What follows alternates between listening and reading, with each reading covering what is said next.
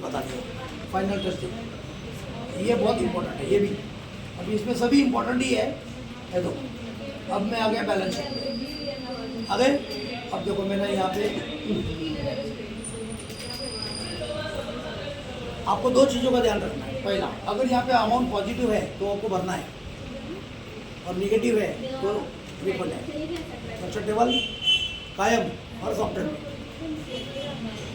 ऐसे भी में भी अगर पॉजिटिव, तो पॉजिटिव है तो क्या है, भरना है। कैसे भरना देखते हैं। इनपुट मतलब दिया, परचेस करते वक्त कितना दिया है, और आउटपुट मतलब लिया तो कितना लिया, 6,000 पकड़ते, और इसको 4,200, 6 में से 4,200 गया, 1,800 रुपये आपको भरना है। सिंपल। तो इसको पेमेंट करते हैं, करूँ फाइनल टेस्ट दे रहे, पेमेंट करते, पेमेंट करते हो कैसे करेंगे, wrong answer, statutory payment. Government का पेमेंट जो होता है वो स्टैट्यूटरी पेमेंट है, मला माहित होतं ते।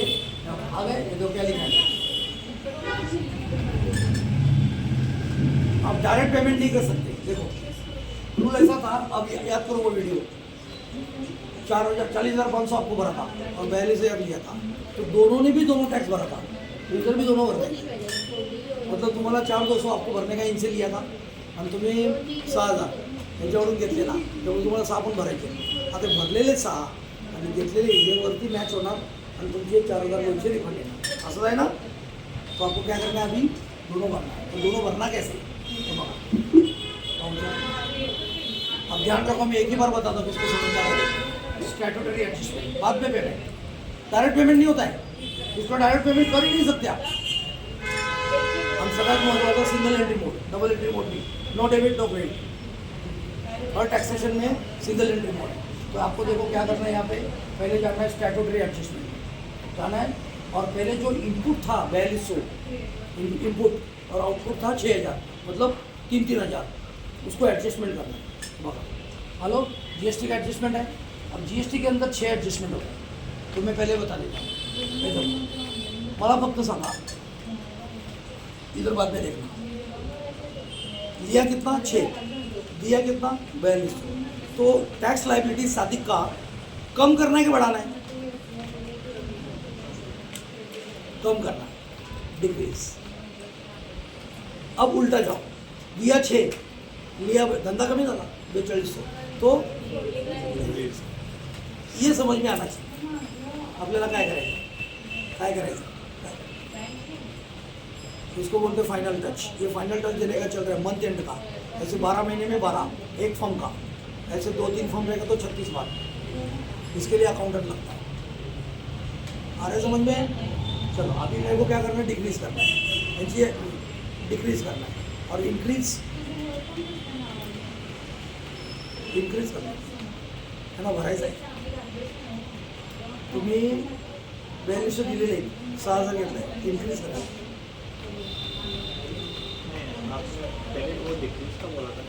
हाँ डिक्रीज है, एक मिनट देखता हूँ, देखो मैं भी खुद कंफ्यूज। हाँ देखो डिक्रीज में जाके, हाँ अब यहाँ पे क्या करना है, कोई एडवांस बिल का हुआ नहीं है, एडवांस रिसिप्ट हुआ नहीं है, कोई भी सर्विस हमने बाहर के देश से लिया नहीं है, कोई भी अगेंस्ट पेमेंट किया नहीं, तो अदर में डाल दिया, अदर में डाल दिया। अब यहाँ पे देखो डेबिट है ना, तो पहले आउटपुट ले लो क्रेडिट का। सी और एस का गेम है, सी और एस, सी ये सी आउटपुट और ये एस आउटपुट। तो पहले सी ले लो, देखो कितना रुपया है, इधर कुछ भी मत डालो, कितना रुपया है 2970, तो ये 2970 जीरो हो गया। अगेंस्ट रेफरेंस नहीं आ रहा है, न्यू रेफरेंस 6 नंबर, देखो जीरो हो गया। वापस इधर डेबिट, वापस जीएसटी, आउटपुट यस घेतलं ना, आणि सी दिला डबल, ओके। इधर वापस 2970, ओके, न्यू रेफरेंस 6 नंबर, एक ही डीप चल रहा है, और इधर क्रेडिट इनपुट सी कितना था, इधर डालना। अब वो कितना था वो याद रखना पड़ेगा आपको, उसमें से वो माइनस करने का। 4200 21 था, हाँ, ऑल सी 2970 में से ऑल सी डाला, 2970 में से -2100 आ गया। न्यू रेफरन्स 6 नंबर 870 और वापस credit S G S T घेतला ना, सी घेतला आता एस घेतला है, इधर 870 और बचा हुआ टैक्स आपको भरने का है और इधर क्रेडिट और सी जी एस टी आ गए, तुम्हारा जी एस टी का भरल पाहिजे, दोनों मैच हो गया।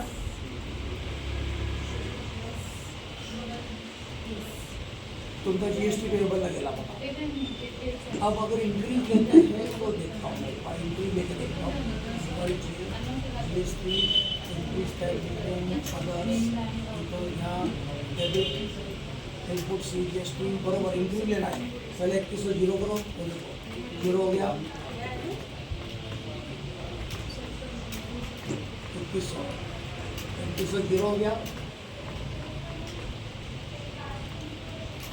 2100 proper debit with ji S T input yes input yes घेतला सी गया तिथे टाका 2100 हो गया। न्यू रेफरन्स 6 नंबर तो दोनों भी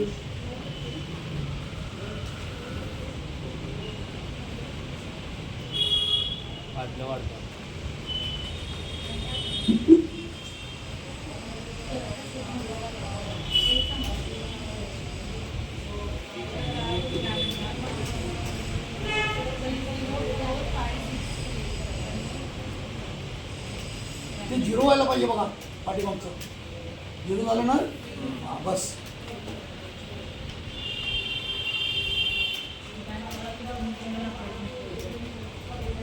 हे पण झाला, हे पण 2900 रेडी यस यस 2900 रेडी सी जी एस टी 2100 आ गया, देखो बराबर। और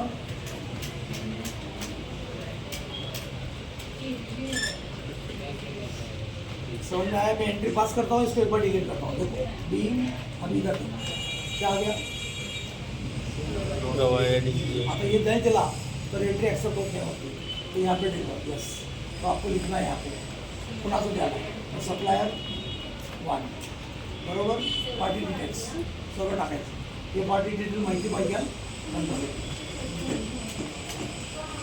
1700 मैं एंट्री करके एक बार डिलीट करके सप्लायर 1 मेन रोड महाराष्ट्र इधर आने का गुड्स है, सप्लायर गुड्स है, देखो सब देख लेना, ये पार्टी का डिटेल है, ये देना पड़ता है। और बी जी एस टी अब देखो बैलेंस शीट 1740 पेएबल में पे केलं नाही आपण और इधर zero. According to GST law आपका ड्यूटीज एंड टैक्सेस हर महीने के साथ 9 तारीख को क्लियर होना चाहिए, बराबर। अब मैं एंट्री को डिलीट करता हूँ,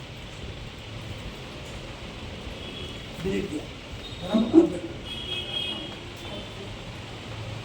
किती जायचं आहे तुम्ही, कसं काय एवढे दिलेले एवढे घेतलेले आहे म्हणून दिलेलं होता करा आणि टॅक्स लायबिलिटी इन्क्रीज करा, दिलेले कमी आहे आणि घेतलेले जास्त आहे, टॅक्स लायबिलिटी वाढणार डिक्रीज नाही, हम उलटे चालले जातात, कळतं का सर? मतलब इंक्रीज इनपुट टैक्स के हिसाब से मैंने इससे जीएसटी ज़्यादा नहीं है और नहीं आपने कम लिया है, आपने 42 से लिया है और इन्होंने 6000 लिया है, वो उन्होंने दूसरे कस्टमर से लिया है तो इसके हिसाब से इसमें 4200 भरा है मुझे, मैं वो भरूँगा और जो उससे 6000 लिया है उसमें से जो अमाउंट बचेगा वो उससे भरना पड़ेगा, इनको भरना पड़ेगा 1740